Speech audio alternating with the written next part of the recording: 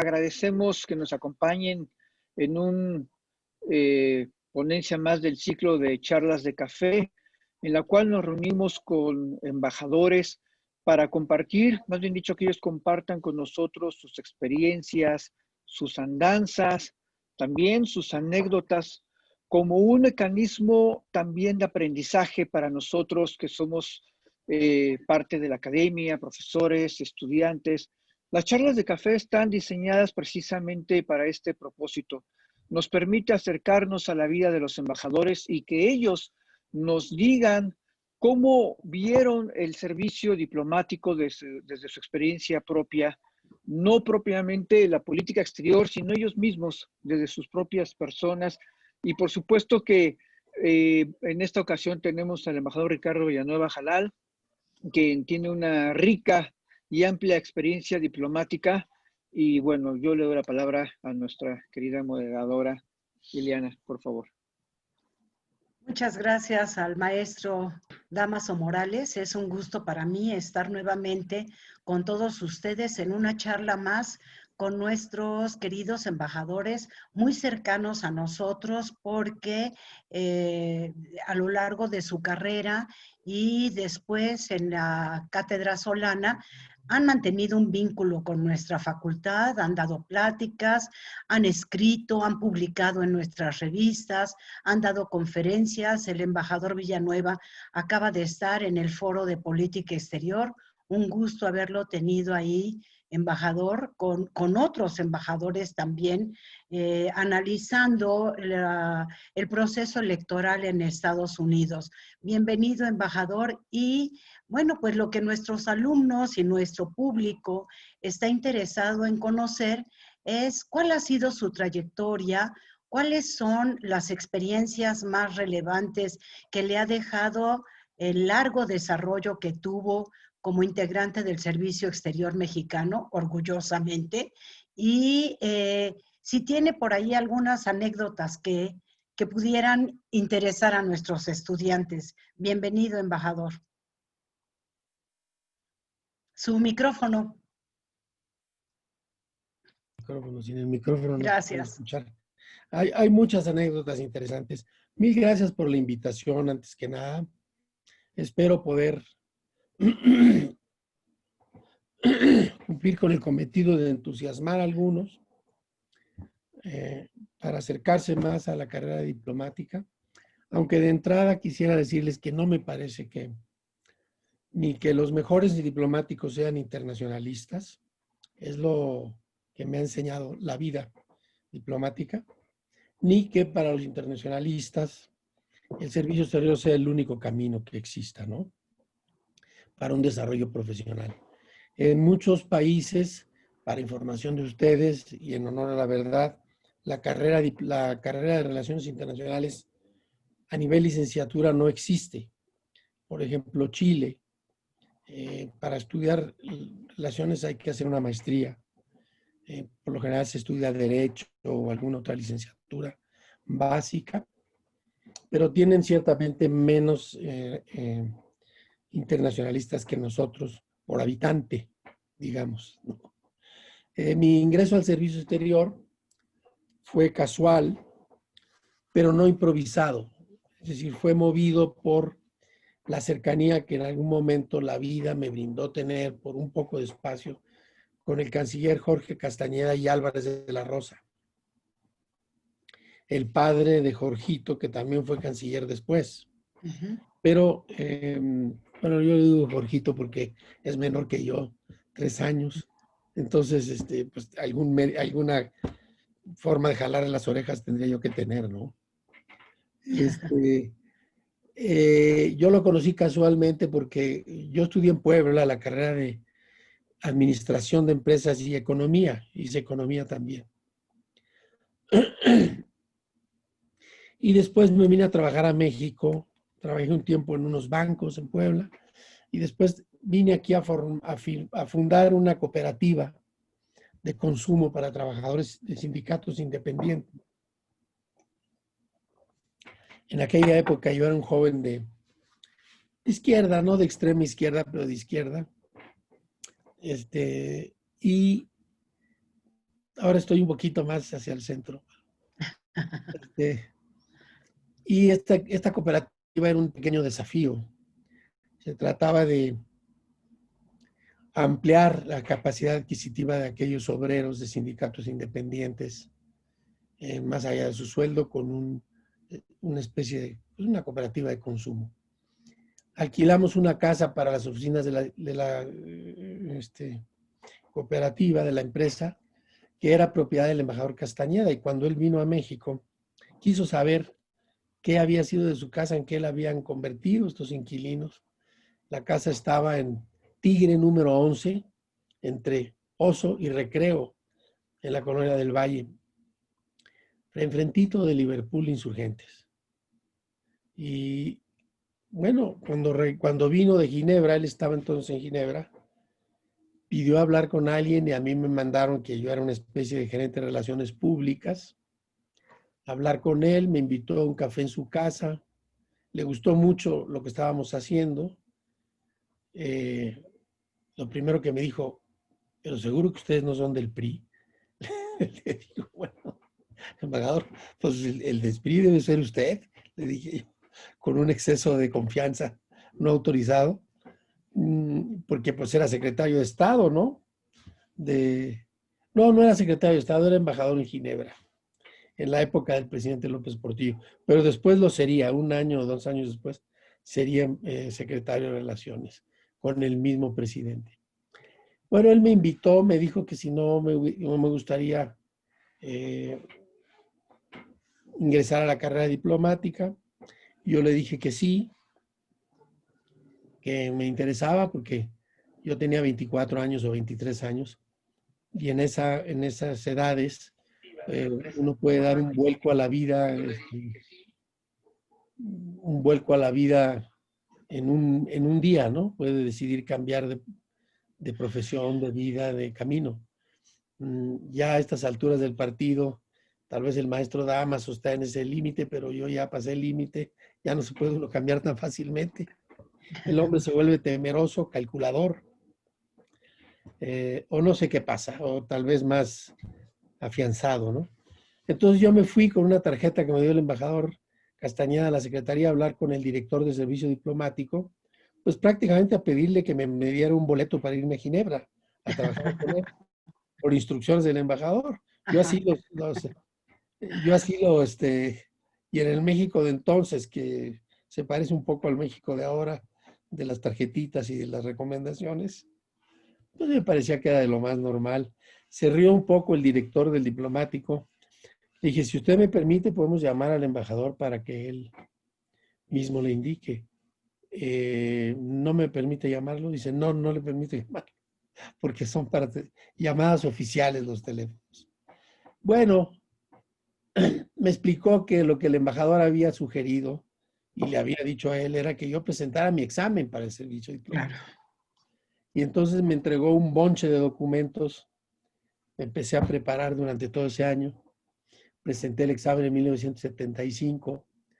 Estaban ahí Ramón Schillot, Rafael Steger, algunos de los que recuerdo entonces. Ernesto, un economista de la UNAM, por cierto, bastante bueno. En fin, salimos ahí 16, 18 ingresados en ese año. El examen, la metodología era muy diferente a la de ahora, no existía la opción múltiple. Se trataba de 6 exámenes o 7, no recuerdo, orales públicos en el auditorio del Instituto Matías Romero, con 3 profesores universitarios de distintas universidades, siempre estaba alguno de la UNAM, y algunos autores de los libros de las materias que presentábamos. Eran eliminatorios, de manera que si no se aprobaba el primer examen, se pasaba el segundo. No se pasaba el segundo, perdón. Y al finalizar, los que habíamos llegado hasta el 6º examen, teníamos que presentar un trabajo de 10 cuartillas, escrito en aquel tiempo en una máquina de escribir, en un salón cerrado, sin acceso a informaciones, ¿no? Sobre un tema que ellos mismos nos daban. Los exámenes eran con base, cada materia de las 6 o 7 tenía una serie de temas, 30 o 40, que se ponían en una bolita como de la Lotería Nacional y se escogía, el alumno escogía 3 bolitas, el jurado seleccionaba una que ellos querían, yo seleccionaba otra y la tercera quedaba inactiva. Y sobre esos temas se hablaba. Al final ellos daban una calificación no pública y al finalizar todos los examinados, ellos mismos ponían, pero primero se iban todos para que no les fuéramos a dar huelga o pamba con picayelo o algo por el estilo, y ponían el último maestro que salía, recuerdo que ponía la hoja con las calificaciones de todos nosotros. Y obviamente los que pasaban de 6, pues podían seguir al siguiente examen. Hoy la mecánica es diferente. Al finalizar, los que habían pasado tanto la parte de las materias como la parte del trabajo del ensayo, tenían que certificar la posesión del inglés y la traducción de alguna otra lengua, de un grupo de lenguas que se daban.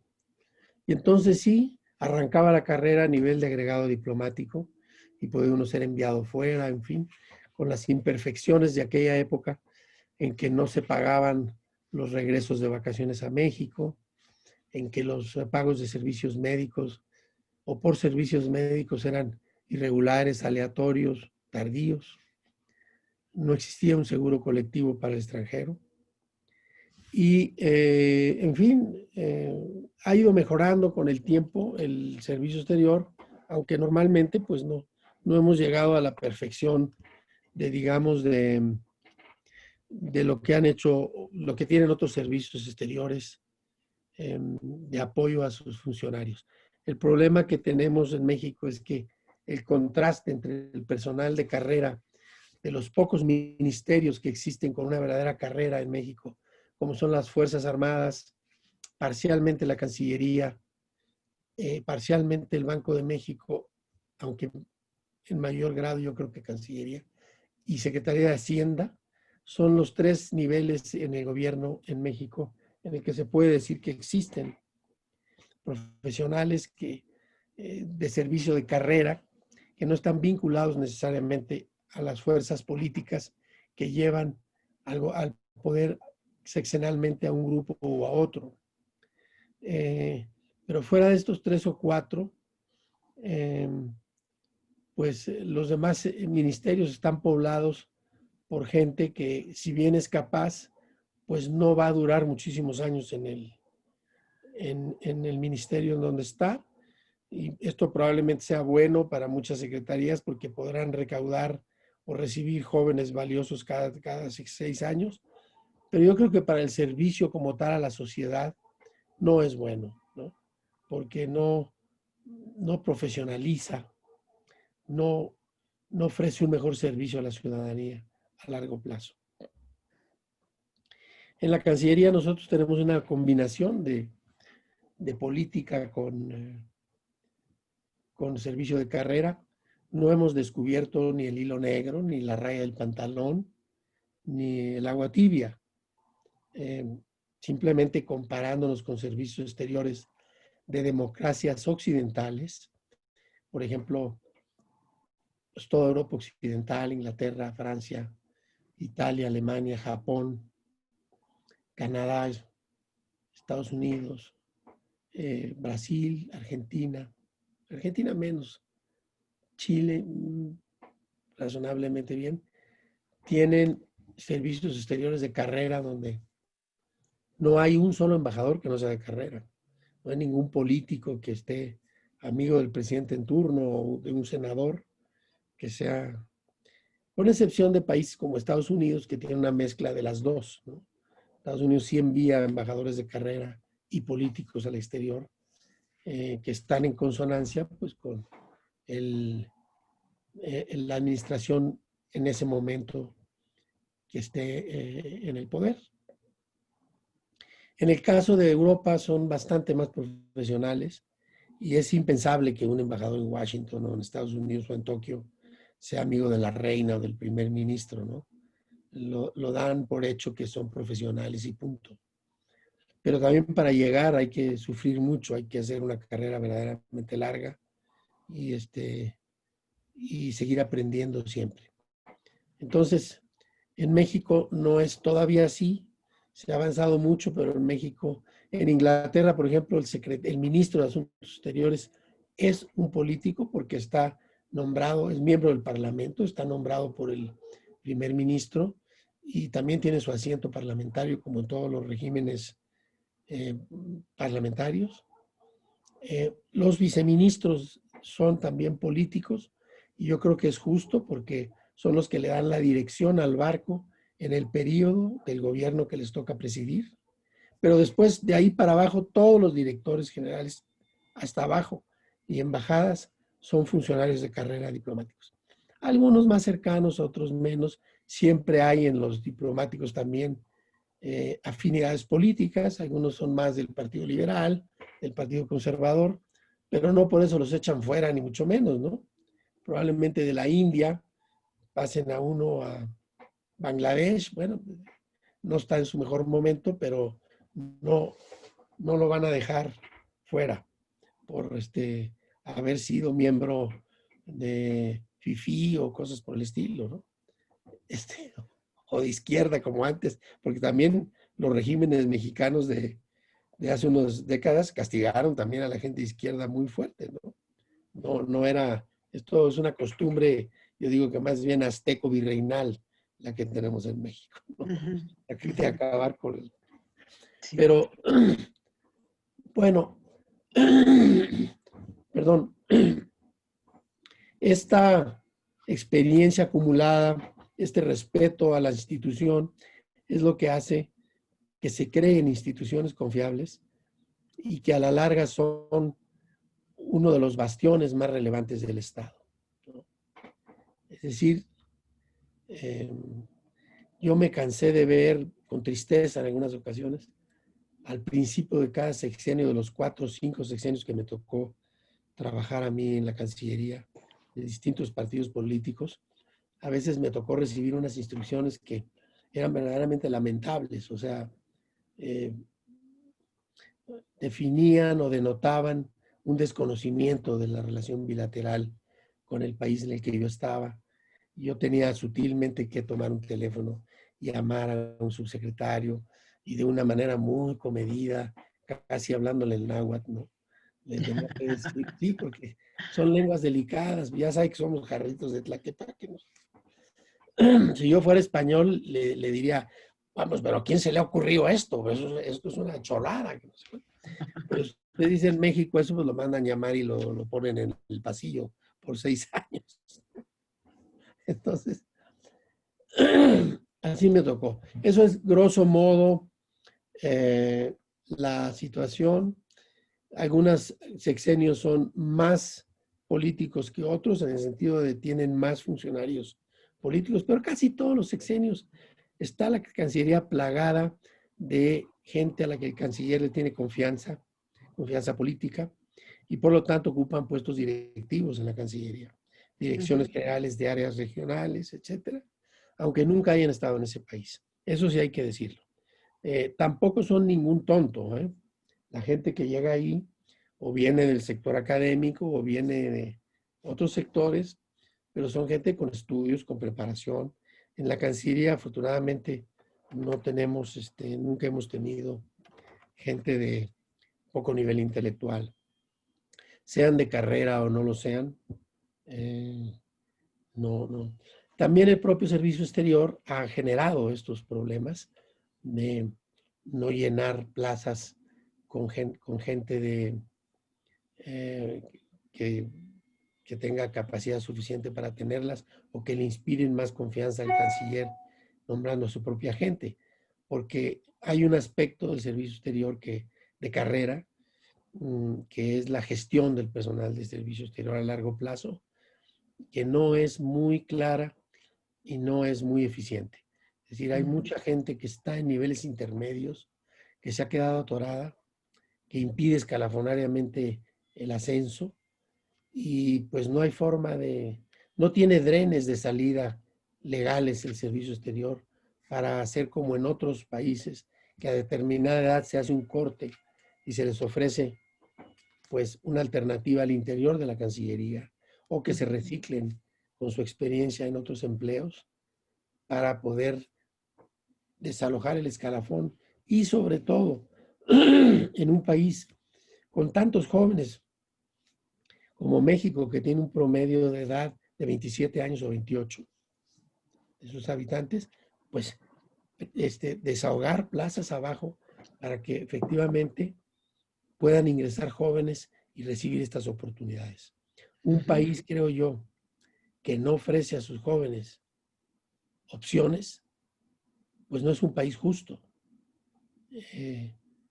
Un país que está manejado por un grupo de embajadores o una élite en la Cancillería, que es la que propone qué hacer con el futuro del servicio, si aumentar la edad de jubilación, si aumentar los ingresos, etcétera, jamás podrá escuchar a los de abajo, que son los que entraron con un concurso, que son los que vienen y los que van a venir después, ¿no? Esa parte de la gestión es un poco un pecado del Servicio Exterior de Carrera.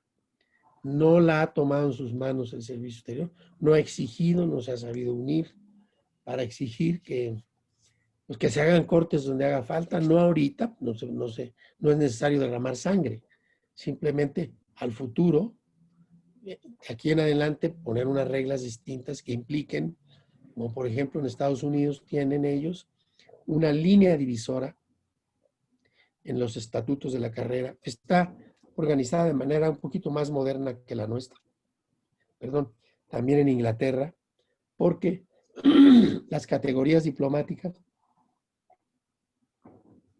son como 25 o 30 los niveles y no son agregado diplomático, tercer secretario, segundo secretario, primer secretario, etcétera, 7 u 8 que tenemos nosotros, que se refieren a los niveles en los que nosotros acreditamos a un funcionario ante otro país. Pero eso no implica que tengan que ser necesariamente esas categorías el escalafón diplomático, ¿verdad? Es decir, administrativamente es más conveniente tener 10, 15 categorías y dividir la carrera en 2 zonas, lo que llaman ellos en Estados Unidos Junior Diplomatic Officer y Senior Diplomatic Officer. Entonces, el Junior Diplomatic Officer es un muchacho que ingresa por concurso, que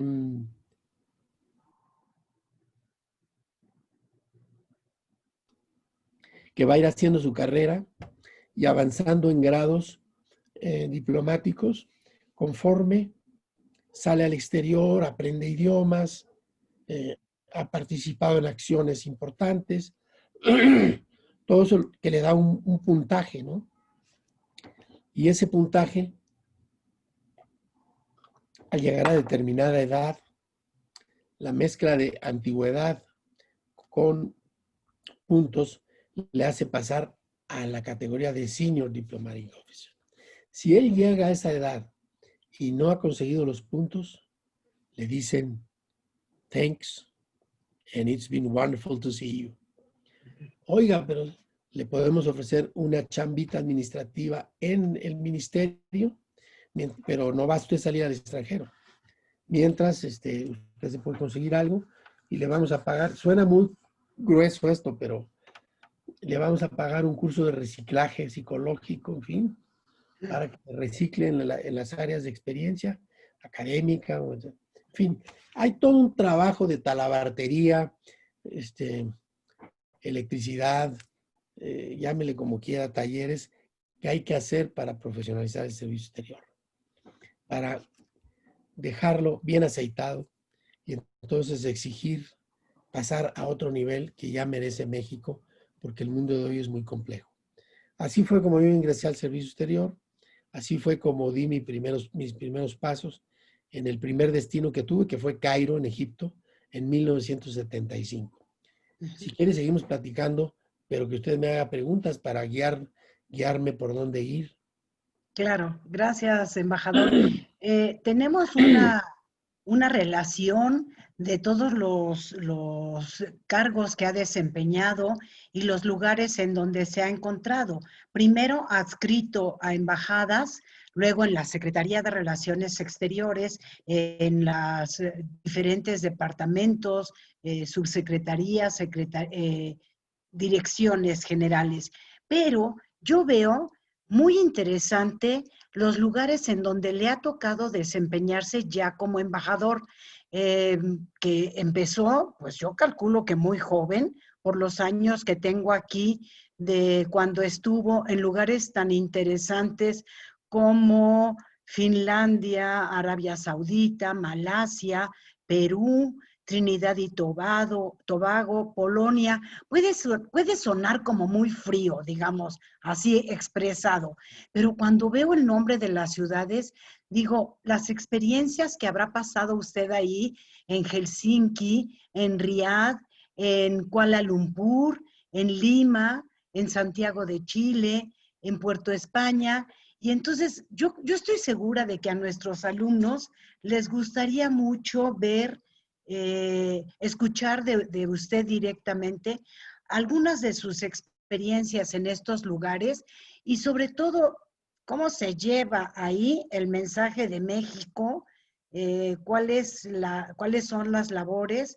Por ejemplo, Polonia y otros lugares le dieron a usted reconocimientos, según yo, Brasil, Chile, Grecia, Venezuela y Polonia, por la labor que usted desarrolló en nuestras embajadas. Entonces, por ahí nos gustaría que nos pudiera dar algunas experiencias personales de su estancia en estos lugares. Tiene su micrófono, embajador, por favor. Pero fui a Cairo muy joven, mi primer destino. Ahí estuve 3 años en un momento muy interesante en el Medio Oriente, cuando el gobierno de Egipto trataba de desembarazarse de la guerra de 1973, de las secuelas de 1973.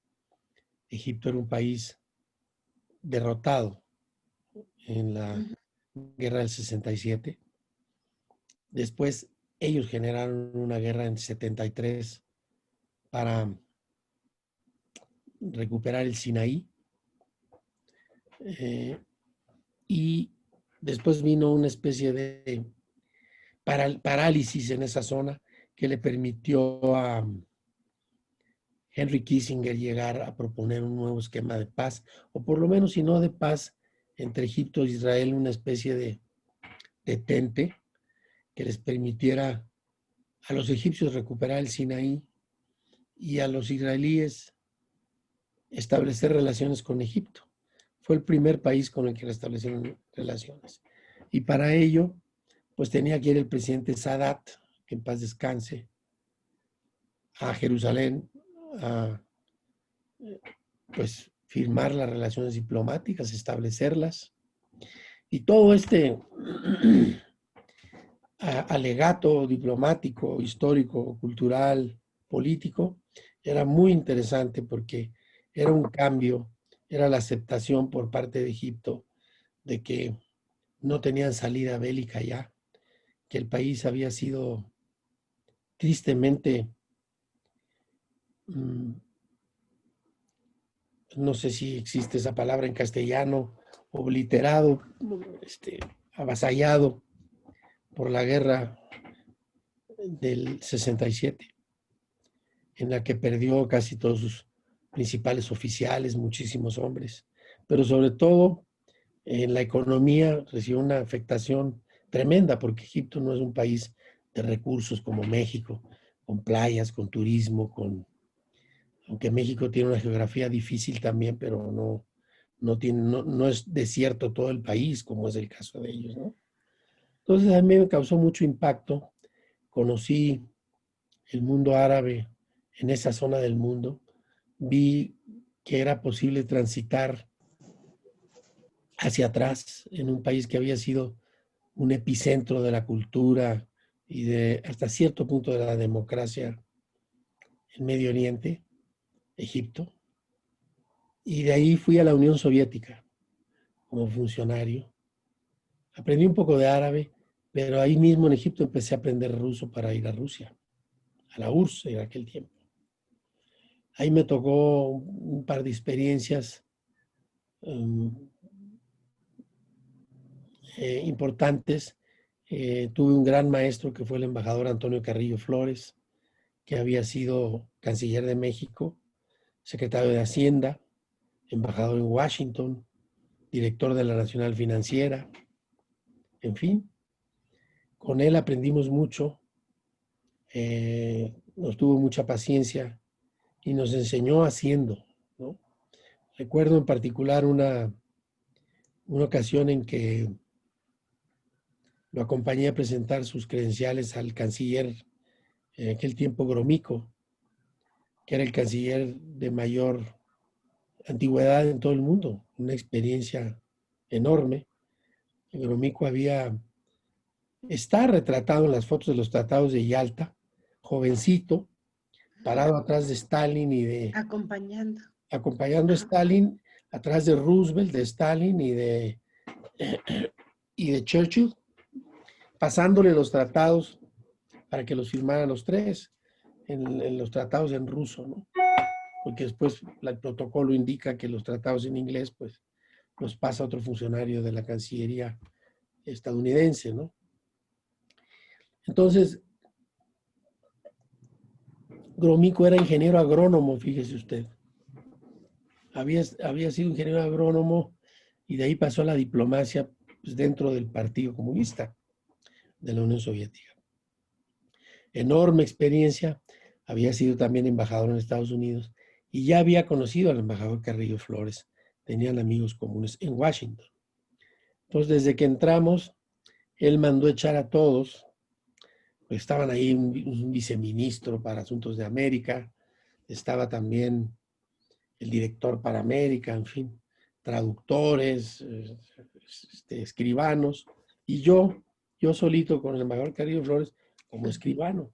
Entonces yo le anticipé al embajador, nos van a echar de aquí, embajador, a todos los achichincles, se va usted a quedar solo al final con Gromyko. Se lo dije así en la oreja porque ya estábamos en la oficina de Gromyko, porque me di cuenta, y yo escuchaba en ruso que decían, idite, pajausta, o sea, salgan todos. Dije, me van a echar, entonces pues le dejo el bloque con la pluma si quiere usted. O si me salva la vida, me dijo, usted quédese aquí conmigo, me dijo. Entonces echó a todos, Gromyko, dijo, no necesitamos intérprete, ¿verdad? Vamos a hablar en inglés. Dijo, sí, vamos a hablar en inglés. Dijo Carrillo. Y entonces le dijo, ¿puede usted dejarme a este muchacho aquí que se sienta ahí en la esquina? Yo tenía 28 años, 29. Era, como decía el embajador García Robles, la distancia entre joven promesa y viejo baboso es muy rápida, me dice, muy corta.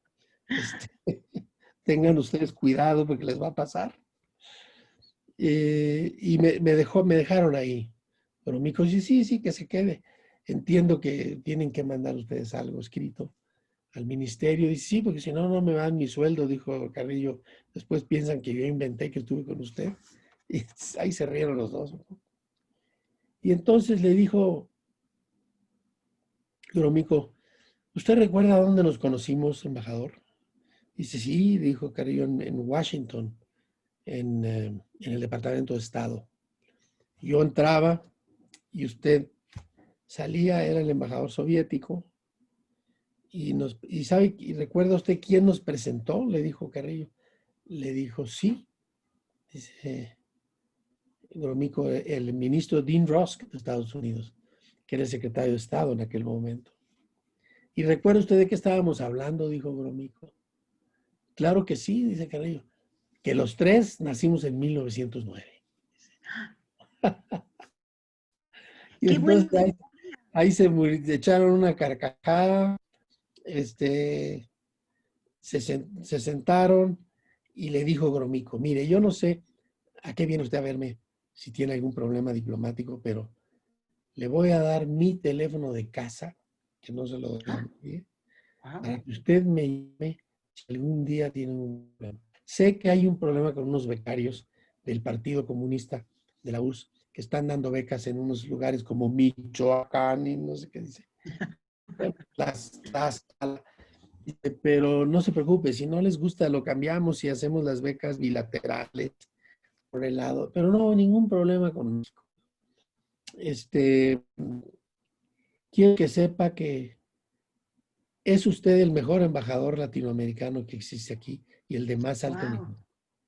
Y diga al presidente que estamos muy, muy agradecidos de que haya mandado a una gente de su nivel y de su experiencia, porque es un gesto que nos honra a nosotros. Y usted hable conmigo a la oficina o llámeme a mi casa si necesita algo, pero tenemos que hacer avanzar esta relación con más solidez. Embajador, disculpe, ¿qué año era? ¿De qué año estamos hablando? 1979 u 80, no recuerdo. Ah, ok. Yo le quería Entonces proponer... yo me sentía como una gallina ahí, porque muy orgulloso de tener un embajador de México que escuchar que se refirieran a él de esa manera, ¿no? Le quería yo proponer, embajador, si usted está de acuerdo, mientras nos sigue contando sus anécdotas, que les pasáramos a nuestro público, a nuestros alumnos, a quienes nos están viendo, algunas de las fotografías de los lugares más interesantes sí, cómo no. donde usted ha estado, pero podemos seguir platicando de sus anécdotas, porque fíjese que una de las preguntas que yo le iba a hacer era precisamente en el sentido de que a usted le tocó, obviamente muy joven, pero le tocó interactuar con estos diplomáticos de México que hicieron historia, que construyeron el prestigio de nuestra política exterior, ¿no? Y otra cosa que también me llama mucho la atención es cómo cambian de un lugar para otro, cómo se da la adaptación para ir de Egipto a la Unión Soviética y de la Unión Soviética, no sé, Arabia Saudita o alguno de los otros lugares. Pero si quiere, podemos seguir platicando mientras van partiendo en la pantalla las fotografías de sus experiencias. Mire, ahí está, por ejemplo, estas son muy disímbolas. Este es en Trujillo, en Perú, está el gobernador con la banda roja, presidiendo un desfile que hacen en el aniversario de la independencia de Perú, en el que participa una escuela mexicana que se llama Escuela México. Ah, qué bien. Y entonces, siempre invitan al embajador a que presida el desfile con el gobernador. Hay por ahí también funcionarios militares, ¿no? Fue una de las que encontré rápidamente. ¿Qué otra tiene por ahí? Pues que las vayan pasando, por favor. Bueno, este es Lech Wałęsa, en Polonia. Ya había dejado el presidente del secretario general de Solidarność, ¿no? Del sindicato Solidaridad, que transformó a Polonia. Ajá. Y que la sacó del comunismo. Hay que decir la verdad que también con la ayuda del Papa Botila, porque entre los Claro, dos... pero un personaje histórico de mucha trascendencia para la política internacional. De mucha trascendencia. Sí, Ahí estamos en su oficina en la ciudad de Gdansk, ya él retirado. Yo lo fui a visitar porque lo invitaron un grupo de empresarios mexicanos en Querétaro a dar una charla de fondo aquí. Vino a México. Yo lo acompañé. Era un gran promotor de Polonia. Aquí estamos con un embajador extranjero en el centro de Varsovia, en una visita que hizo el presidente Obama a Polonia. Ahí. Qué interesante. Este es mi colega Anatoly Gedlinsky, el embajador ruso en Arabia Saudita. Fuimos los dos embajadores al mismo tiempo allá. Él es un arabista de alto calibre, habla árabe perfectamente. Y esta es una foto que nos invitaron a la ciudad de Cannes, un amigo nuestro común saudí, a su aniversario número 60. Invitó a sus amigos y entre sus amigos nos contó a nosotros. Un hombre muy rico nos invitó a un hotelazo ahí en Cannes, etcétera. Y los demás personajes a los que invitó, pues estaban el presidente de Citibank Mundial, el presidente de Coca-Cola. Creo que nosotros éramos los únicos de camión y de metro. Pero como éramos embajadores, bueno, usted sabe que hay una distancia entre funcionario público y empresario internacional, ¿verdad? Que Pero nadie siempre, pasa. siempre el rango de embajador es como una tarjeta de presentación, No, ¿no?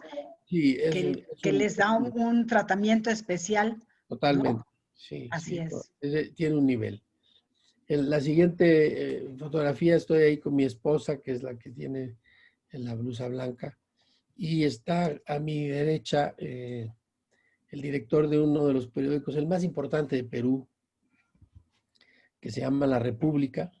Él se apellida Mome, y a la izquierda está el que yo considero tal vez el mejor periodista de Perú, un gran analista, por cierto, también un gran literato, poeta, Mirko Lauer, con su esposa.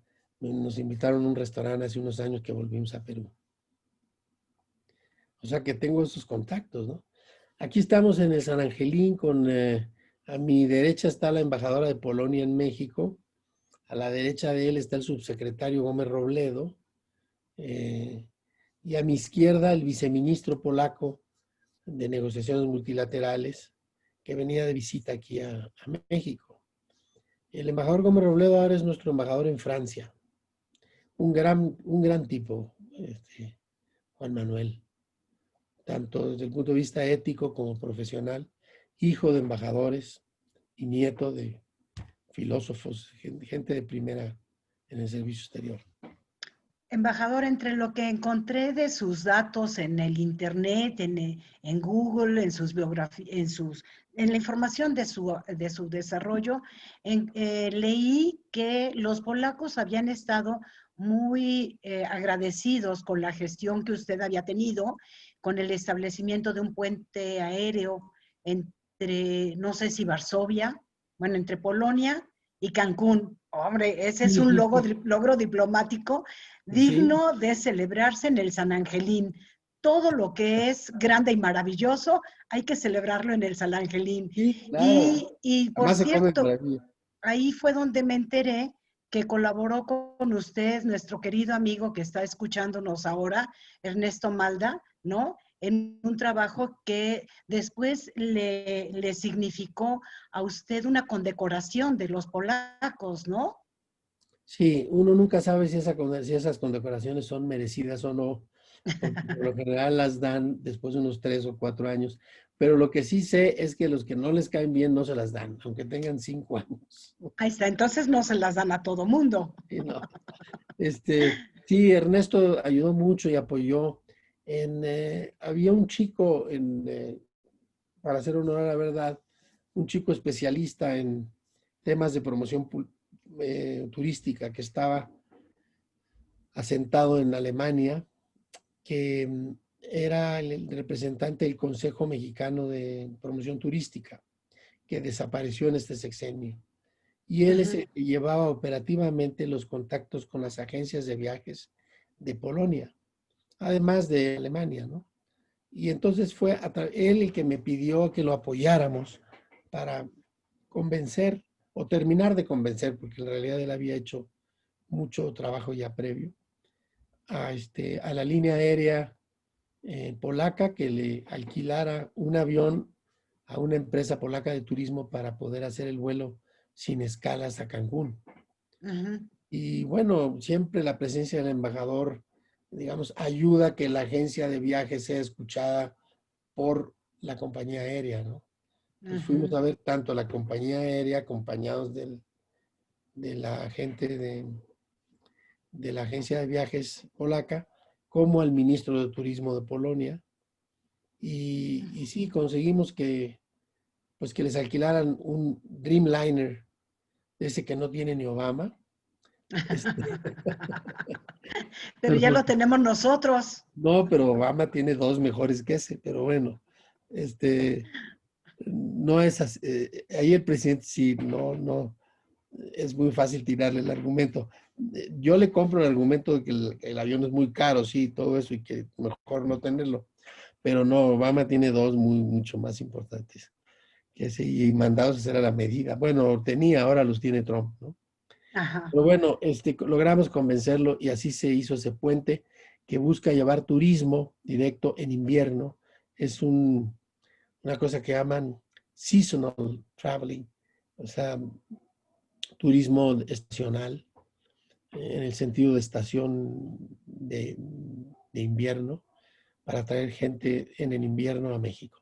Ahora ya se extendió a Puerto Vallarta, también hay otro vuelo que se hace también y aquí estamos en Polonia con el entonces secretario mexicano de Medio Ambiente, que se apellidaba Guerra Abud, en la COP número, creo que era la COP 16 de Naciones Unidas, la conferencia de Naciones Unidas sobre cambio climático. Uh-huh. Estas cosas también nos toca a nosotros en las embajadas apoyar. Cuando en nuestra sede sucede una conferencia de este tipo, pues es obligación del embajador, ¿no? No solamente las tareas convencionales que son de representación, de protección a mexicanos, tanto individuos como empresas, y promoción de la cultura y de la economía, sino también apoyar delegaciones que vienen a gestiones por el estilo. ¿Hay alguna otra foto o ya no? Bueno, esto es en Polonia. En Polonia hay una tradición muy bonita de escuelas públicas. Hay unas escuelas públicas, creo que son solamente 8 o 10 en Varsovia, que tienen nombres de grandes hombres en la historia. Entonces hay una que se llama Gandhi, la escuela pública número 8. Hay otra que se llama eh, eh, Revolución Francesa, otra que se llama Lincoln, y hay una que se llama Juárez, Benito Juárez.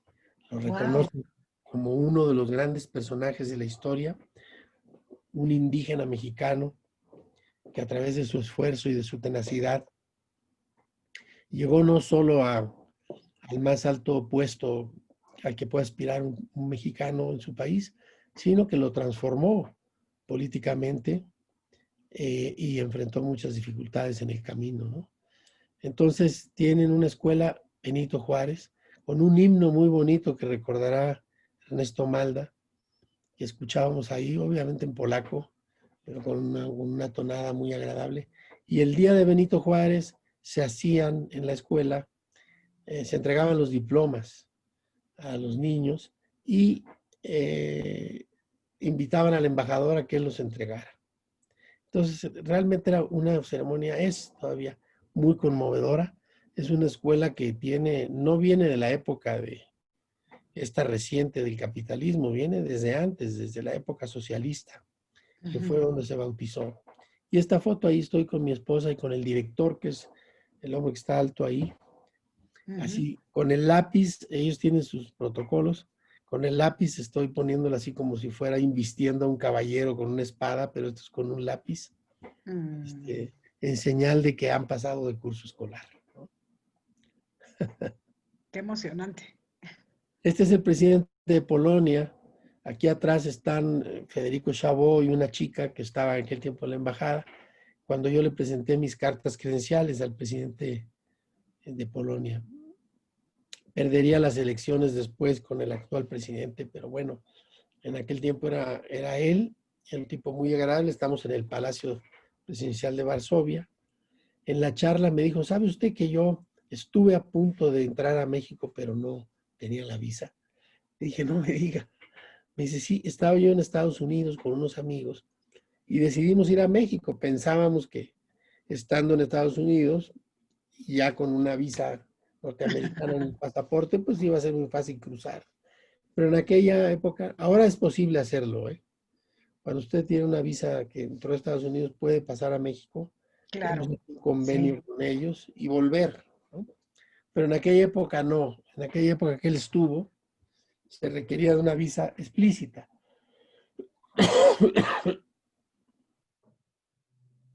Entonces dice que llegaron a la frontera, eran todos polacos que habían escapado un poco del yugo comunista de Polonia, sí, y entonces, pero ya estaban, habían escapado, digamos, un par de años antes de que se cayera el sistema, ellos siempre estuvieron allá.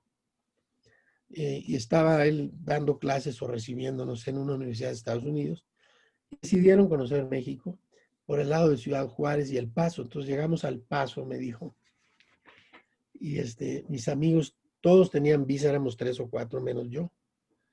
Entonces le dije, bueno, pues pasen ustedes, si no se puede. Pero fueron solidarios conmigo y se quedaron en Ciudad Juárez. En El Paso dice que es un poco México, pero no lo es. Y entonces nos fuimos a un bar a tomar tequila, me dijo, para sentirnos que estábamos en México. Claro. El presidente de Polonia.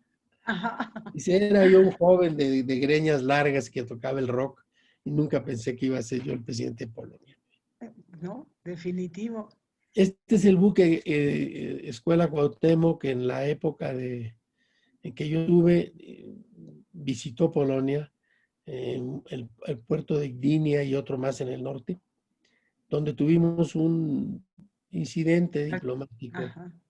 porque los muchachos, los navegantes de Cuauhtémoc, bajaron en el puerto y bueno, pues son jóvenes y se fueron a la playa.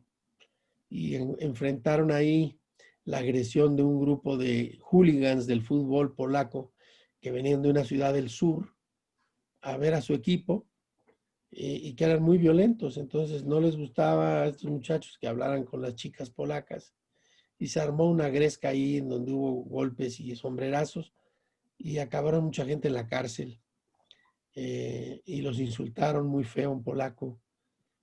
Pues hay de todo en este mundo, ¿no? Hay gente racista, hay gente grosera, hay gente amable. Y por cierto, Ernesto Malda se ocupó muy bien de atender este asunto, porque él era en aquel tiempo encargado de la sección consular y tenía que vigilar que salieran de la cárcel y del hospital, porque hubo golpeados en el hospital. Y después nosotros tuvimos que hacer gestiones diplomáticas para que se encontraran los culpables, se les castigara y explicar a México la situación, sacar de la cárcel a algunos marineros, estuvieron creo que una noche o menos en la cárcel, así de entrada, pues se llevaron a todos al bote, ¿verdad? Sí, fíjese que la noticia trascendió en México, ¿eh? Fue un Sí, incidente que sí tuvo mucha difusión. Yo recuerdo haberlo leído y con el temor de que se generara un incidente diplomático de más consecuencia, ¿no? Porque sí, este es un barco escuela de la Armada de México, ¿no? sí, así es. No, no es un barco cualquiera. No es un barco cualquiera, es una nave militar. Ujú, Por lo tanto, bueno, la nave en sí no fue atacada, pero los marinos estaban en tierra. Es cierto que estaban en traje de baño y era un domingo, en fin, ¿no? ujú, Estaban como de francos, como dicen ellos, o sea, libres. ajá, Pero de cualquier manera es un país que tiene que respetar a los visitantes y hacer que los respeten. Y claro. entonces el gobierno se portó muy bien, debo decir, el gobierno polaco fue muy eh, generoso, el canciller me dijo, me da vergüenza cuando lo encontré el canciller hablar con usted de este asunto, qué cosa tan desagradable, pero créame que vamos a llegar al fondo asegúrele a usted a su gobierno que vamos a llegar al fondo de las cosas. Y sí Claro. llegaron porque metieron a algunos a la cárcel y a Ujú, nosotros nos mantenían informados. Y sí, desde luego me llamaron de México todos los medios, ¿no? Los grandes em, canales de televisión y de radio me llamaron a Polonia para conocer más sobre este asunto. Bueno, explicamos. ujú, así es. No sé si tenemos más fotografías por ahí. Este es el presidente de Trinidad y Tobago. También estoy presentando credenciales con él. Este, mm, pues sí, Yo saqué una conclusión. Estuvo usted en países muy disímbolos y en regiones muy importantes del mundo. Pero me Sí, parece que le faltó Asia, Asia y ¿qué otra noté que no había? Oceanía, porque Asia sí estuvo en Malasia. Ah, entonces, África. Pues si considera Egipto, África, que sí lo es geográficamente, es Medio Bueno, Oriente pues, y África. Pero ajá, también estuve unos meses en Etiopía, en la época de cuando cayó el gobierno del, del Negus, Haile Selassie. Este, ajá. pues estuve ahí unos meses y porque la embajada se quedó sin embajador y no había funcionario que la atendiera. Entonces me tocó a mí enviaron un tiempo, ¿no? Me dieron una poción de resistencia al fondo. Fíjese, embajador, que ha despertado mucho interés su presentación y tenemos una cantidad impresionante de preguntas que desafortunadamente no vamos a tener tiempo de que le dé respuesta a todas, pero le leo algunas para Pero que usted, váyalas disparando y yo trataré de ser muy breve. sí, sí. Bueno, pues nos preguntan la más adecuada para nuestros jovencísimos estudiantes de primer semestre. ¿Qué se siente ser embajador? ¿Cuál es el mayor reto que enfrenta un embajador? Eh, ¿Cuáles son los textos que les recomendaría a los alumnos sobre relaciones internacionales y política internacional? De eso no se preocupen, no le quitamos el tiempo al embajador, se los damos nosotros Sí. en cuanto podamos. ¿Y cuál es la experiencia más grata que ha tenido como embajador? Bueno, primeramente, y así a bote pronto rápido, pues es un gran honor ser embajador de México. Es la culminación de una carrera. Eh, Uno sirve a embajadores, sirve a la Cancillería, sirve al gobierno durante muchos años. Yo tuve la fortuna de ser embajador relativamente joven. Yo tenía 41 años cuando fui embajador, pero ya había tenido unos 15, 17 años de experiencia. No es lo mismo hablar en nombre del gobierno y del presidente que ser parte de un equipo del embajador, que también es honroso. Es más honroso ser embajador. Eh, por otro lado, el mayor desafío es poder, yo creo, influir en el gobierno de México para elaborar una agenda constructiva que sea del interés nacional con base en la experiencia que uno tiene en ese país.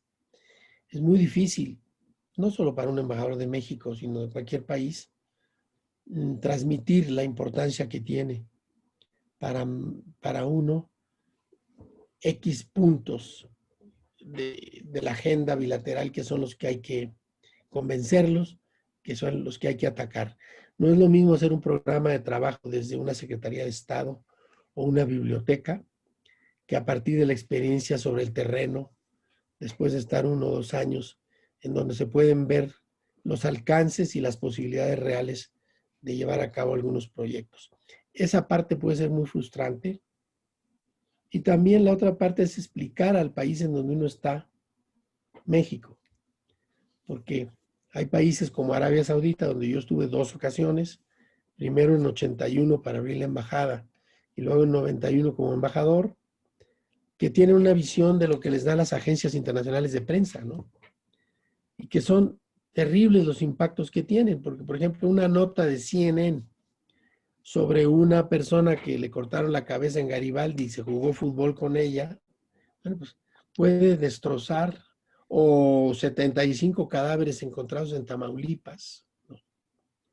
O una balacera en Michoacán de narcotraficantes. Pues la gente con mucha tiento, pero le pregunta, oiga, ¿is it safe to go to Mexico? Se lo preguntan gentes de muy alto nivel. Y uno se da cuenta que es muy difícil, es como combatir molinos de viento, ¿verdad? Que la imagen de México tiene un límite. El embajador o incluso Octavio Paz, hablando en Nueva Jersey, pues a lo mejor nos va a mostrar las capacidades que hay en México, ¿no? El tipo de elite que tiene México internacional también. Pero de ninguna manera va a reemplazar la imagen de la vida cotidiana. Esa imagen se construye en México, con la vida diaria en México y desde México, Sí. con la paz, con la concordia. Sin embargo, pues hay que trabajar, hay que visitar a los medios, hay que llevar a cabo un programa para ir en esa dirección, invitando periodistas. Nosotros lo hicimos en Polonia. Invitamos periodistas a ver aquí, sobre el terreno, la realidad política mexicana. ¿Qué otra pregunta tenía? Tenemos muchas. Dice, preguntan que si su vida cotidiana cambió. Un poco yo en las pláticas previas que tuve con usted, le preguntaba eso también. ¿Cómo se adapta la familia a la vida del embajador, al itinerario, ¿no? Se convierten en itinerantes por el mundo, en realidades sociales, políticas, económicas muy distintas. Y ustedes van con familia, van con la esposa, ya la hemos visto en algunas fotografías, pero también van con hijos. ¿Cómo se adaptan? ¿Cómo arman su vida cotidiana? Bueno, nosotros somos, como decía el famoso filósofo, me parece Ortega y Gasset, nuestras circunstancias también, ¿no? Hay una transformación interior derivada del contacto con otras sociedades. Uno se va transformando, ciertos valores como la democracia, la libertad, se van afinando, asentando más en la conciencia de cada uno. La familia tiene dos vertientes. Una de ellas es el combate al desarraigo de los hijos, sobre todo, que es muy difícil, porque al final, como me decía mi hija, pues tú me diste esta vida, yo que cuando iba a entrar a la universidad, le dieron una beca porque ella había estado estudiando toda la primaria, la secundaria, en escuelas francesas, toda su vida. Porque yo decidí que fueran francesas porque era lo más cercano a nuestro patrón cultural y también lo más económico, porque una escuela americana cuesta una fortuna. Entonces ella era educación francesa, solo la prepa la hizo en Kuala Lumpur, en un colegio americano, pero ahí yo ya tenía otro salario, podía pagarla. Y después le dieron una beca en la Universidad Americana de París para estudiar en Francia. Y ella me dijo que quería venir a México a estudiar. También la aceptaron en varias universidades de Estados Unidos. Y se vino a ver el TEC de Monterrey, en fin. Y yo le dije, ¿estás segura de lo que quieres hacer? Y me dijo, sí, yo salí de México a los 8 años de edad o 9. Este es mi país. Solo voy en las vacaciones. Cuando voy de vacaciones me pones a estudiar español e historia de México en las vacaciones. Entonces, quiero vivir en mi país, quiero ser de algún lugar, ya me cansé de estar en todos los sitios. Por más agradable que ha sido la vida. Bueno, ella tenía obviamente una visión del mundo mucho más completa que muchos de sus compañeros en la Universidad de México, ¿no? Finalmente se quedó aquí se casó, en fin. Aunque ahora ya no vive aquí, pero porque el marido se fue, pero es otra cosa. Entonces sí hay una carga ahí anímico, familiar fuerte, pero también es una oportunidad para que maduren los hijos, una gran oportunidad. Yo tengo compañeros que muchos de sus hijos están en el extranjero, son maestros universitarios, son ejecutivos de compañías internacionales o son artistas destacados, y todo esto se los dio gran parte la posibilidad que tuvieron de viajar con sus padres y allegarse contactos educativos, culturales de buen nivel en otros países, ¿no? Entonces es una carrera que tiene sus luces y sus sombras, ¿no? Y también cobra mucho en el plano anímico familiar. Hay muchas familias separadas, muchos divorcios. Yo creo que yo soy uno de los poquitos que quedaron. La misma señora Qué bueno, lo felicitamos. No sé, ahora más bien a ella, ¿no? También, claro, sí. La maestra Lucirene Ruiz Sánchez, que por muchos años dio en la facultad Derecho Diplomático, Protocolo, todas estas materias ligadas al mundo de la diplomacia, les advertía a los alumnos, ¿no? Que aquellos que escogieran la carrera de diplomático se fueran haciendo la idea de que no iba a ser fácil, de que No, se generan muchos dilemas, ¿no? Y como usted dice, pues hay quien los enfrenta mejor que otras personas, pero también hay quien los enfrenta peor en su propio país, sí, ¿no? exactamente. No, no es una carrera. Don Alfonso Reyes, que fue diplomático, Ujú. decía que era una carrera especialmente útil para terminar amistades y separarse de ellas porque, y sobre todo en aquella época que no había los espacios de comunicación que tenemos ahora, con el Claro, internet y demás, pues sí. era prácticamente poner de por medio tierra hacia el Ujú. pasado y los amigos, ¿no? Ortega y Gasset también decía que mis amigos diplomáticos, decía Ortega y Gasset, son casi políglotas, casi cultos, casi perfectos, pero Ujú. casi. Siempre les Ajá, falta algo, que es estar aquí, decía. sí, sí. Y bueno, nos preguntan, ¿cómo es su vida cotidiana en una embajada en el extranjero? ¿Y cuál es el reto más fuerte que enfrentó durante su experiencia? Bueno, y una más, ahora que ya concluyó su carrera diplomática y está como embajador en retiro, eh, ¿cómo ve para los estudiantes la opción de la diplomacia para su vida profesional? ¿Recomendable? Sí, yo una vez le dije al secretario Solana, cuando yo fui director general de Servicio Exterior, Ajá. no, al secretario Derbez se lo dije en Perú, pero había yo sido director general de Servicio Exterior, es decir, el que se encargaba de la gestión del Servicio Exterior, aunque solo lo fui por un año, ¿no? Este, me dijo que tengo varios planes que te quiero compartir para que me digas qué piensas de ellos. Yo le dije, pues mira, con todo respeto, señor secretario, eh, ¿por qué no me dejas hacerte dos recomendaciones? Y tus planes, pues si quieres me los platicas, pero estoy convencido de que hay tantos planes como conversaciones que hayas tenido con diplomáticos mexicanos. Ujú. Porque hay dos embajadores de México, dos tipos. El que se queda con las pompas en la silla, en la Sí, oficina todo el día, sí. mandando mensajes sobre cómo va la política en este país. Piensa que es corresponsal de guerra, ¿no? Yo les digo los Ujú. corresponsales de guerra.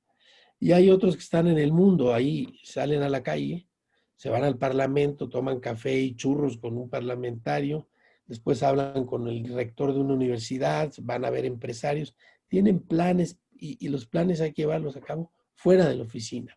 Ese es el mayor desafío de un embajador, ser creativo. Ujú. Nadie en relaciones exteriores, ni en la presidencia de la República, le podrá decir mejor qué hacer en ese país que él. Él es el que tiene que sugerir a la Cancillería mexicana. Ujú. Yo le decía al licenciado Solana que que eh, si pudiéramos medir el trabajo de un embajador en unidades de esfuerzo, por ejemplo, le digo yo, si usted le mete 1,000 unidades de esfuerzo como embajador en Finlandia, en Helsinki, yo le puedo asegurar, porque estuve ahí, que va a conseguir 5 unidades de resultados por cada 1,000 unidades de esfuerzo o 10 unidades de resultados, porque estamos lejos, porque no hay canales de comunicación extradiplomáticos y extragubernamentales que alienten la relación, es decir, no hay economías complementarias, no hay viajes por avión, la lengua es diferente, en fin. En cambio, si usted es embajador en Colombia, en Chile o Perú, como yo lo fui, Ujú. hay toda una dinámica natural extradiplomática que se maneja entre universidades, entre empresas, entre agencias de noticias. El embajador también puede aportar, el embajador también puede dar su visión de lo que, en qué áreas de la relación cultural, de negocios, científica se puede avanzar. Pero ya va a existir una red normal que ha sido establecida por la historia. La UNAM tiene contactos con la Universidad de Chile. De Sí, repente con todas. me invitaban a inaugurar un seminario, por ejemplo. Entonces, Sí. le decía yo a Solana, yo corto un listón ahí y ya me anoté 10 unidades de resultados o 20 o 50 y no hice ni una de esfuerzo. Porque además el profesor de la UNAM vino a visitarme a la oficina, me invitó y yo fui a mis ganas a cortar eso. Lo mismo para cuando hay un seminario literario, Carlos Fuentes va a hablar, lo invito a cenar a la residencia, obviamente vienen grandes personajes de Chile. Estos personajes yo no los puedo tener en Polonia ni en Rusia, porque no hay un Carlos Fuentes que tenga amigos de esa naturaleza en Polonia ni en Rusia, ¿no? Entonces las circunstancias son importantes. De ahí que yo le recomendé a Derbez, le dije, mis dos observaciones son, cuando vayas a tomar una medida que afecte al servicio exterior de carrera, como secretario de Estado, yo te ruego que hables con los chicos que acaban de ingresar en la Secretaría, terceros secretarios, 28 años, 27, 26, 30, los invites a comer, te eches una comida en el piso 21, 22, con ellos, van a estar muy honrados de que el ministro los invita. Y les digas, les abres este plan y les preguntes si la medida les parece justa. Y si le parece justa a la mayoría, es muy probable que la medida sea justa. Lo único que te puedo decir. Pero si tú vas a tomar medidas con base en lo que la élite del servicio exterior, los embajadores, los subsecretarios, ellos van a llevar agua a su molino, desde luego, ¿no? Para ellos hay otra pregunta, que esa es la parte 2. Le digo, a ellos les puedes preguntar que te respondan en un papel en blanco, sin poner su nombre, pero los juntas a todos en un cuarto, en un salón, si recomendarían esta carrera a sus hijos. A ver qué te responden. Si te dicen la mayoría que no, porque los ha tratado mal la Secretaría, ellos consideran o lo que sea, pues algo está podrido en Dinamarca, como dice Shakespeare. Así es. Bueno, Pero yo pondría en esa hoja que sí le recomiendo la carrera a mis hijos. Y de hecho, pues por porque ahí usted no es van. embajadora, pero a lo mejor si fuera, a lo mejor les diría que no. A lo mejor sí. Le No, preguntan también. yo sí también la recomiendo y a sus muchachos también les recomiendo. Pero también les digo una cosa que es muy real. O sea, yo que hubiera querido que mi hijo estudiara diplomacia, tiene todos los elementos, habla idiomas, habla árabe, habla muchos idiomas, ¿no? Pero él quiso estudiar filosofía, se fue por otro lado. Y ahora tiene una empresa que hace terapia online con internet. Entonces, pero dice que extraña la vida diplomática y que le gustaría que lo hicieran embajador político en algún momento. Digo, Claro. búscate a la Tenemos, visitar con el presidente porque está cañón. tenemos otras preguntas. Le Pero pregunto, antes de decirle, antes de ir a la otra pregunta, que esto sí sí, creo que es dígame. interesante para ellos. No soy un ave de tempestades de la rama diplomática. Es decir, sí es una carrera eh, gratificante, muy honrosa. Lo mejor del servicio público, de alguna manera, está en la diplomacia y en las Fuerzas Armadas en México. Pero son pocos espacios para tantas escuelas que tenemos. Entonces deben ver opciones. Yo veo en otros países que muchos internacionalistas tienen espacios en el mundo de los medios, en el mundo de la banca y las finanzas. No se restringe exclusivamente a la diplomacia, en el mundo multilateral de las organizaciones internacionales. Entonces hay espacios que no se cierren, pero los que quieren estar ahí, que se hagan su tarea, que se preparen, que tomen los cursos necesarios para el examen, que son muy distintos a los cursos de terminar una carrera, que pueden ser más difíciles, pero los que dan los puntos para entrar son los del examen de ingreso. Ya lo creo. Le preguntan que, ¿cuál es el país, el trabajo que le representó a usted más retos, que fue más difícil en el sentido político? El momento que le haya, pues, hasta cierto punto, como inestable, problemático, conflictivo. Estuvo en tantos lugares, por ejemplo, en Egipto, en la Unión Soviética, en el mismo Polonia, porque además Polonia le tocó en un momento de cambio muy radical, ¿no? Que Ya había tenía, pasado el cambio radical fuerte, pero era un país pacífico, Polonia, y en muchos sentidos envidiable, ¿eh? ¿sí? Sí, sí, es un país que va muy bien. Es un país en vías de desarrollo, pero ya más desarrollado que en vías de desarrollo. Ajá. Este, yo creo que siendo muy joven, el lugar más inestable donde estuve sin duda fue en Etiopía, aunque solo estuve 6 meses, Ajá. porque era yo el jefe de misión siendo un segundo secretario en una embajadita muy chiquita que tenía una secretaria y una archivista que llevaba las cuentas. Ajá. Yo era el único diplomático mientras el embajador regresaba de México, donde se le había muerto su padre, en Monterrey. Y por eso me mandaron a suplirlo un mes, pero el embajador no volvió nunca. Se consiguió otro puesto después. Y entonces me quedé 6 meses hasta que llegó el siguiente. Y el embajador Elías Calles, por cierto, era sobrino del que fue presidente de México, De don Plutarco. de don Plutarco, sí. Ajá. Pero era de carrera él. Ajá. Ahí en Etiopía habían tumbado al régimen del Emperador. emperador Haile Selassie. Ajá. Que estuvo en México, él.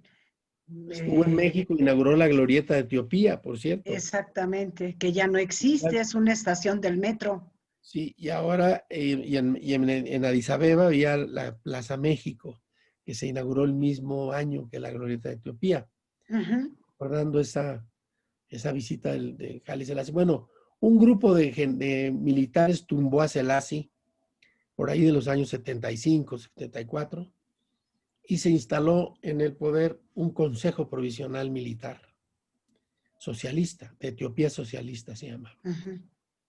Pero había unos oficiales del ejército de menor rango que general, que eran coroneles, que eran más radicales que estos generales pues eran de alguna manera pues como una especie de socialdemócratas, sin una ideología muy, muy radical.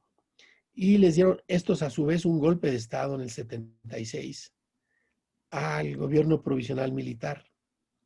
Simplemente los asesinaron con una metralleta en una sala de sesiones y ahí se acabó el gobierno de Etiopía. Y subió un señor que se llamaba Mengistu Haile Mariam. Estuvo muchos años en el poder, se hizo gran amigo de los rusos de inmediato, establecieron un puente aéreo con material militar, etcétera, y de Fidel Castro, que también visitó Etiopía y me tocó a mí verlo ahí. Llegó casi en la nada, de la noche a la mañana, para brindar apoyo militar, tanto la URSS como Cuba, al gobierno etíope, para combatir en el sur a unos rebeldes en el desierto del Ogadén, que habían invadido, según los etíopes, unas zonas de Etiopía, que los del Ogadén decían que eran de ellos de Somalia, la frontera con Somalia. Entonces hubo una guerra ahí rápida en la que los cubanos fueron los principales operadores militares y el armamento vino en aviones aerotransportados, tanques de guerra y todo. Una operación muy importante. Y mientras tanto, en las ciudades de Etiopía decretaron un toque de queda de 7 de la noche a 7 de la mañana durante meses. Y había mucha balacera en las calles de Etiopía. Era muy peligroso salir de ahí. Si lo invitaban a uno a cenar, lo invitaban a las 6:30 de la tarde a una embajada extranjera y lo invitaban a dormir, se quedaba usted ahí hasta las 7. Claro. porque Claro. aunque tenía unos pases el cuerpo diplomático para circular en la noche con esos pases, pues nadie quería enfrentarse a un soldado con una metralleta que lo parara y le dijera, ¿dónde está su pase? Se ponía nervioso el soldadito. Claro. Son soldados de muy bajo rango y ahí se lo despachan. Entonces, había contrarrevolución en la ciudad, balaceras todo el día. Yo iba a la Cancillería a hacer trámites, a la Cancillería etíope, y a veces la persona con la que había hablado el día anterior ya no estaba, ya la habían fusilado en los patios de la Cancillería, porque lo encontraron que era contrarrevolucionario, ¿no? Incluso asesinaron a un colega mío muy querido, etíope, con el que yo tenía amistad en el Cairo. Era un chico educado en la London School of Oriental Studies, muy inteligente y, por cierto, de izquierda. Sin embargo, le tocó un grupo radical ahí y bye bye, ¿no? Ese fue el puesto más peligroso. En cuanto a responsabilidades, el que más he tenido probablemente son Perú y Chile, donde había que defender intereses mexicanos. Y en el de Chile, una cosa muy difícil que me tocó es la candidatura de Derbez a la OEA, que no se dio porque ganó el chileno. Yo era embajador en Chile en ese momento. Creo que fue un problema de comunicación clara entre los dos gobiernos, que no se pudo establecer con anticipación que, pues, quién de los dos iba a ir, porque eran dos gobiernos muy amigos, ¿no? Y causó perturbaciones en la relación bilateral un tiempo. ¿Y entonces quedó el candidato de Chile? Bueno, ellos Ah, ganaron, claro. ellos se Sí. votó, fue Insulza, ¿no? Insulza, claro. Se Sí. votó en la OEA. Ellos lograron conseguir muchos apoyos en el Caribe, sobre todo, porque ya sabe que la OEA es un país, un voto. Ujú. No es como el Banco Interamericano de Desarrollo, que es el número de acciones que usted tenga, son lo que vota, son los votos. Aquí es cada país, pues México y Brasil es lo mismo que San Kitts en Nevis en términos de votos, o que qué sé yo, Guyana o cualquier país chiquito del Caribe, que Ujú. tiene 40,000 o 120,000 habitantes. Entonces ellos supieron manejar muy bien esos votos porque tenían muchos amigos en Venezuela y Cuba. En Venezuela y Cuba tienen una buena diplomacia en el Caribe, sobre todo Cuba. Siempre ha sido una especie de socio de los países de origen africano en el Caribe. Lo ha manejado muy bien, francamente, Cuba, Ujú. diplomáticamente. Y pues convencieron a esa serie de países que Insulza era el bueno y ganó, a pesar de que nosotros teníamos el apoyo de Estados Unidos. Sí. Encontré también que tuvo una participación en una mesa redonda, analizando, también con otros embajadores, analizando la política exterior de México en este momento. ¿Cómo ve usted la situación? Ahorita tenemos un momento muy especial, una coyuntura muy particular. Ustedes analizaron en esa mesa redonda el tema de si la mejor política exterior es la política interna, y ahí expusieron cuáles eran sus puntos de vista. ¿Cuál es su punto de vista de la política exterior en este momento? Pues no es muy activa, por decirlo menos, ¿no? No me parece muy activa. Está centrada en el tiempo que tiene el canciller de salir y visitar lugares. Muy... Está bien que se hayan salido del grupo de Lima si creían que el grupo de Lima era un grupo de derecha. No lo Ujú, era, ujú, pero yo creo que no lo era.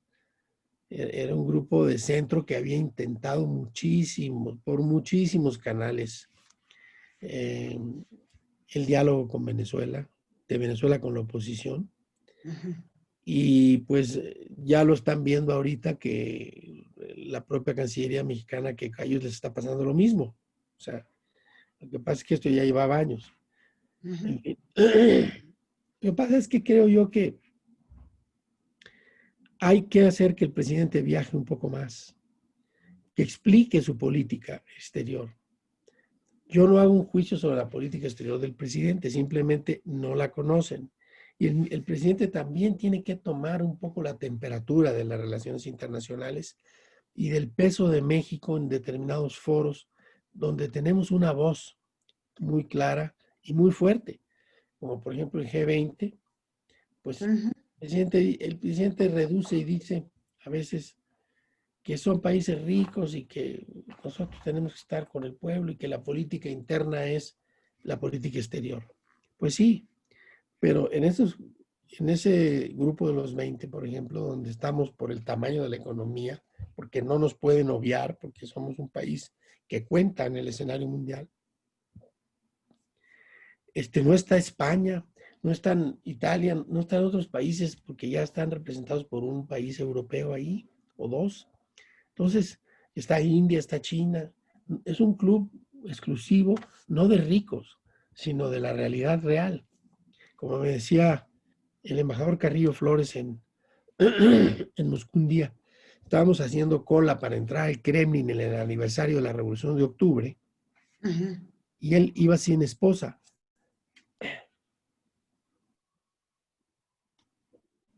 Los soviéticos decían que podía entrar el embajador con su cónyuge, o si quería, con alguien más, si su cónyuge no iba. Y entonces, cuando yo supe que no iba doña Fanny Carrillo Flores, porque no tenía ganas o no estaba, yo lo recuerdo, yo me apunté y le dije, oiga, lléveme al Kremlin a la revolución. Sí, pues además ahí a ver a Brezhnev y demás, ¿no? Yo era un chavo que se metía por todos lados. Además, Claro. yo en las calles de Moscú me las conocía. Tenía 28 años, 29, y hablaba bastante ruso ya. Y, y entonces empezamos a hacer unas colas ahí para entrar en orden de precedencia diplomática. ¿Cómo se debe hacer? Que los embajadores se forman y entran a los lugares y se sientan en las mesas oficiales de acuerdo a la fecha en que llegaron al país en donde están. Eso se llama orden de precedencia. Ajá. O de acuerdo a la fecha en que presentaron sus credenciales, que es lo mismo, porque los que primero presentan son los que primero llegaron. Ajá. Entonces, le dije yo, ya vio don Antonio, aquí está 15 lugares atrás de usted está el embajador de Estados Unidos, Watson, el hijo del fundador de la IBM, por cierto. Por eso se llama Proyecto Watson, el de la IBM, en la base de datos está. Ajá. Me dijo, sí, ya vi, me dijo, es el orden de precedencia, ¿no? Me dijo, joven, Ricardo. Le digo, sí.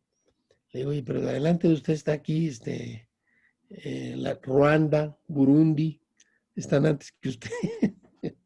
Dice, mire Gaspadín, me decía Gaspadín de cariño porque Gaspadín en ruso quiere decir señor. Y Ajá. entonces me dice, mire Gaspadín, la igualdad jurídica de las naciones, y mire que se lo dice un ex canciller de México, solo existe en las líneas de precedencia diplomática. No se preocupe que el embajador de China esté 20 puestos atrás y el de Estados Unidos 15. Cuando llegue con Brezhnev, Brezhnev sabrá qué decirle porque sabe que es una superpotencia. Claro. Y así se manejan las potencias. Así es la cosa. Bueno, ese mismo criterio, digamos, que yo le trataba de explicar fue con el que pude convencer al licenciado Solana de que las cenas oficiales que ofrecía en la Cancillería, él quería cambiar a los embajadores porque se aburría de tener a los mismos en la mesa. Le digo, Claro. no puedes, invítalos a tu casa, decía yo. En tu Claro. casa puedes sentar a quien quieras, pero aquí, ¿pero qué va a pasar, mano? Le digo, pues, no van a volver, no van a volver a tus invitaciones y además van a enviar una nota de protesta diciendo que la Convención de Viena exige que le den un lugar a su país, no a él. Tú estás haciendo. Entonces le platiqué la anécdota de don Antonio y dijo, aquí sí me convenció, mano, don Antonio, no usted. Dice. O sea, pero yo le platiqué la anécdota, ¿no? Bueno, Claro. un poco es el caso, ¿no? O sea, no, el presidente debe ver estos aspectos que no son idealistas, sino que son de realpolitik. y en donde México pesa. Ahí no está Bolivia, en el G20, no está Venezuela, no está Uruguay, no está, creo que ni Chile está tampoco, ni Colombia, pero está México. Está Sí. México y Brasil, son los únicos que están en ese grupo. Y como ese grupo hay otros, por ejemplo, las Naciones Unidas en la Asamblea General Ordinaria, tiene que ir alguna vez. Creo que la política exterior de México puede mejorar mucho. Creo que debemos dejar ya el discurso de la doctrina Estrada para justificar. Lo hemos usado para justificar todo, en este sexenio y en sexenios anteriores. Todo el mundo lo ha usado. Y es una doctrina muy simple, que no tiene nada que ver con los principios de política exterior de México, que están muy claros en la Constitución y muy claros en la Carta de las Naciones Unidas. Es sobre reconocimiento de gobiernos de facto. Pues no es el caso, ¿verdad? Cuando uno dice, ¿por qué no critica usted Venezuela? ¿O por qué no habla de los atropellos a la libertad y la democracia ahí, si son valores del pueblo mexicano? No, es que la doctrina está, no es así. Los derechos ¿Por qué no humanos. reconoce a un presidente electo? Es que no es reconocer, es una felicitación. Exacto. ¿Por qué no envía una felicitación? Bueno, porque yo supongo, no conozco la explicación del presidente, la he escuchado, la explicación que él da a mí no me convence mucho, es una explicación que da en el sentido de que es la doctrina Estrada, para no intervenir pero no, no hay una autoridad, digamos, similar al IFE en México que haga una calificación de la elección de Estados Unidos, sino que ya se sabe que es un colegio electoral Sí. que cuando llega a un número de votos, pues lo demás es un formalismo. Bueno, el presidente quiere esperar el formalismo, porque es así él es así. Bueno, pues que lo espere, pero que va a tener un costo, yo creo que muy relativo también. Yo creo que somos los hombres y los diplomáticos, como decía Bolívar, somos simple género humano, ¿no? Sí. Y los países son otra cosa más importante. Cuando Biden esté en la presidencia y el presidente López Obrador le haya enviado una felicitación tardía, igual dirá, está bien, y vamos a hablar hacia adelante. Claro. No van a cerrar la frontera, ni van a tomar el puerto de Veracruz, ni... No, las relaciones son tan importantes que un detalle así no puede detenerlas, ¿no? Embajador, ¿podríamos seguir platicando? Siguen entrando Yo preguntas veo para usted? muchas preguntas, sí. Muchas. Sí, muchas, ¿cuál es la mejor experiencia que ha tenido? Bueno, ya sé, ¿cómo cambió su vida cotidiana? Bueno, pues sí, ya vieron de qué forma cambió, mucho. Sí. Yo me considero, en general le puedo decir, tal vez con esto podíamos cerrar, no sé, Sí. yo me considero afortunado, considero que tengo una deuda con mi país por haberme ofrecido esta oportunidad. También creo que tengo una deuda académica con las universidades públicas que me formaron y me ha hecho feliz esta carrera. Creo que he tenido más momentos, aunque no hubiera sido embajador, haber visto el mundo, haber conocido otras culturas, haber cotejado mis ideas y refinado otras ideas, ha sido posible por este camino que seguí en el servicio exterior. Claro. Pues le agradecemos mucho que haya compartido con nosotros sus experiencias, sus anécdotas, que a los estudiantes les vaya quedando un poco más claro lo que significa esta rama tan importante, la rama original de nuestra disciplina, ¿no? Todavía sigue teniendo mucho peso. Y pues yo aprovecho la oportunidad también para felicitar al maestro Dámaso Morales por esta tan afortunada iniciativa. Yo debo decir que disfruté mucho mi café y tuvimos una buena plática. Le agradecemos mucho al embajador Ricardo Villanueva y seguiremos, ¿verdad?, con esta serie de charlas al maestro Dámaso Morales. Maestro. Sí, muchas gracias, Ileana. Señor embajador, realmente, como siempre, es un placer escucharlo, conversar con usted, sobre todo porque, curiosamente, nos dio parte de la historia mundial pero desde su perspectiva personal, y nos habla de la diplomacia tras bambalinas, incluso cómo se resuelven algunas situaciones, contando o refiriéndose también a otras anécdotas. Ahora nuestros alumnos se llevan algunas experiencias de algunas historias, de algunas anécdotas de usted, y seguramente, uno nunca sabe, en algún momento de sus vidas podrán decir, pues yo me acuerdo, o como dijo el embajador Villanueva Jalal, en tal circunstancia, y entonces le dirán, bueno, ahora se lo vamos a agradecer al embajador Ricardo Villanueva Jalal, no a usted, efectivamente. Y es un gran placer contar con ustedes, los embajadores. Por supuesto que vamos a continuar con este ciclo de conferencias.